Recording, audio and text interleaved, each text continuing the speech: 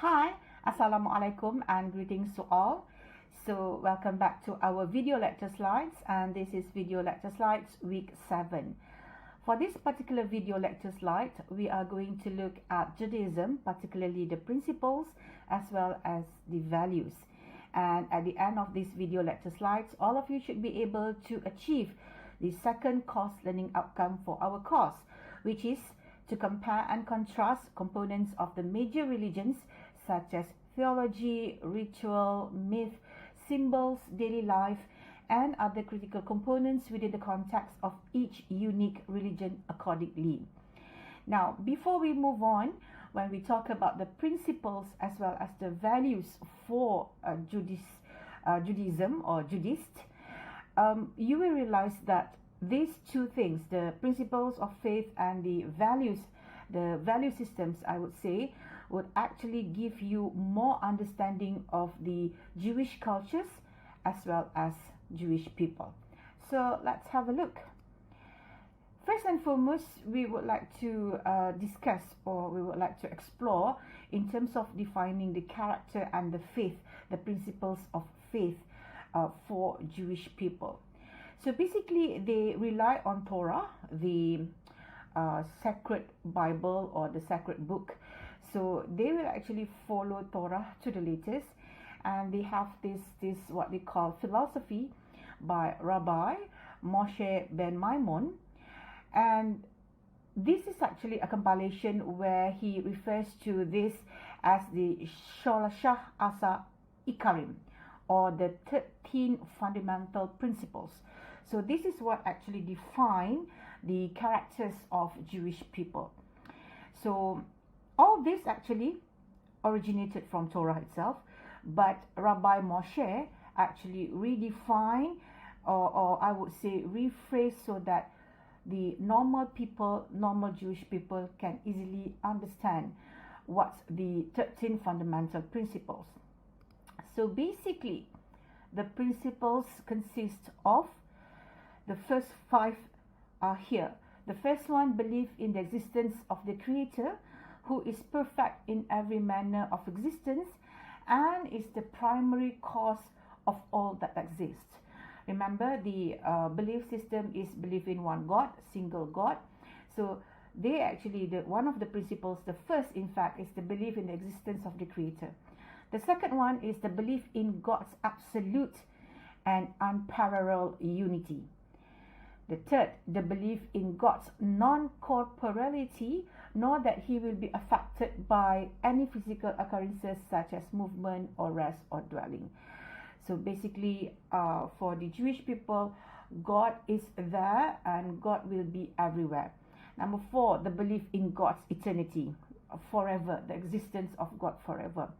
Number 5, the imperative to worship God exclusively and not foreign false gods. So this is actually corresponds quite well with the belief system, which is the belief in one God. So number 5, the imperative, the importance to worship God exclusively, one God, and no other foreign false gods. So this is these are the first 5, and if you look very carefully, these first 5, they focus on God. And then we have here again number 6, the belief that God communicates with man through prophecy. Prophecy means we have some sort of wahyu. So belief that God communicates with man through prophecy. So the first 6 actually, from the first one here, belief in the existence of the Creator, the belief in God's absolute and unparalleled unity, the belief in God's non-corporeality, the belief in God's eternity, the imperative to worship only God exclusively, or only God, and the belief that God communicates with man through prophecy. These are the first 6 principles that focus on the God itself. And this, ladies and gentlemen, correspond very well with the belief system itself, one God. And then we have 7, 8, 9, 10, 11, 12, 13, the other parts that define the characters of Jewish people. Number 7, the belief in the primacy of the prophecy of Moses, the teacher. or the person who actually promoted Judaism. The belief in the divine origin of the Torah, the book. The belief in the immutability of the Torah. The belief in God's omniscience and providence. The belief in divine reward and retribution. The belief in the arrival of the Messiah and the Messianic era. And last but not least, the belief in the resurrection of the dead. So if you look very carefully here, we have number 10, the belief in God's omniscience and providence. So this is again going back to God. And then we have number 7, the person. And then the how, 8 and 9, Torah. And then we have number 11, the belief in divine reward and retribution. That means good things will come to you if you do good things. Bad things will happen to you if you actually committed something bad. So something like that. And then number 12, the belief in the arrival of the Messiah and the Messianic era. And the belief in the resurrection of the dead. So these are the 13 principles that define the characters of Jewish people and ultimately the culture of Jewish people. So 13 altogether, ladies and gentlemen. Now let's move on to the values. Basically, we have 8 values. Now these values, basically, if you look back at the history of Jewish people, they were oppressed during the early days, and because of that oppression, because of that suffering, the Jewish people managed to actually overcome difficulties by having and following, first having, understanding and following these values. So if you look very carefully, these 8 will actually tell you more about why the Jewish people, they believe in the fact, or the belief in their own supremacy as a culture. So that's why they always act ethnocentric because of these values. The first one, it is the fact that they opine that it is their inheritance and their fundamental responsibility to repair the broken world. So they believe that they have that responsibility. If you look around and if there's a lot of broken system, broken society, so the Jewish people believe that it is their responsibility and inheritance to repair this. Number 2, the memory must be long. Why must they believe in this? Why must they have this kind of value? It's the fact that they will be able to gain and absorb more knowledge. So that's why the memory must be long. Number 3, our destiny, their destiny is bound together with all people, regardless of races, regardless of gender, regardless of the logistics. The Jewish people believe that their destiny is actually bound together with other people around them. And number 4, this work, that means the fact that they will be repairing the broken world, is actually intergenerational. That means it will not stop in one generation only. This work to repair the broken world or to lead the world will be from one generation to the other. So it's intergenerational. Number 5, they must work collectively.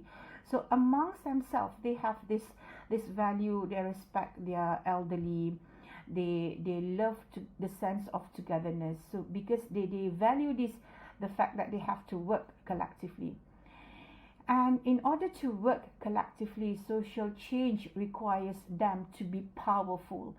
And this is very, very critical too, because if you look around us, in terms of the Jewish people themselves, they are very competitive amongst the others. And the fact that they want to be in constant power is because they do not want whatever that had happened in the past, where Jewish people were oppressed, were suffering a lot of things. So they did not want that to happen again. So that's why the social change requires this powerful will for every Jewish possible. Now, real social change is a transformative experience. So this is number 7. So if, let's say, you have a very powerful social change, that means people who manage to actually do social change, they are powerful enough, then this is actually a transformative experience from one to the other. So it's transformative experience. And last but not least, they believe that, or the belief is that they have to work with fundamental hope, optimism, and gratitude. So whatever that they want to do, for example, if they want to change or if they want to repair the broken wall, when they want to perform this social change, the work must have fundamental hope, basic hope, and then they must have also optimism. So they are looking forward, they are very positive, and then comes the gratitude, the feeling of, okay, thankful towards whatever that is going to happen or that had happened. So that's, ladies and gentlemen, the Jewish values. And if you look at all these principles, the 13 principles and the 8 values, you will realize that why the Jewish people are so powerful today. So remember, ladies and gentlemen, this is a very good example, a very good manifestation of the fact that once you were oppressed, you must never think that it's going to be there forever. That means the suffering or whatever the difficulties that you will have or that you have gone through will change if you actually change the way you say things and change the way you do things in your life. So this is what had happened to the Jewish people and ultimately to Judaism. So ladies and gentlemen, that's all for this video lecture slides week 7. Should you have any questions or if you're not sure of anything, please do not be afraid to ask questions, and we'll talk more about this in our next physical class. We'll discuss more so that we have more understanding. With that, thank you very much. Assalamu alaikum and greetings once again. Thank you and be safe.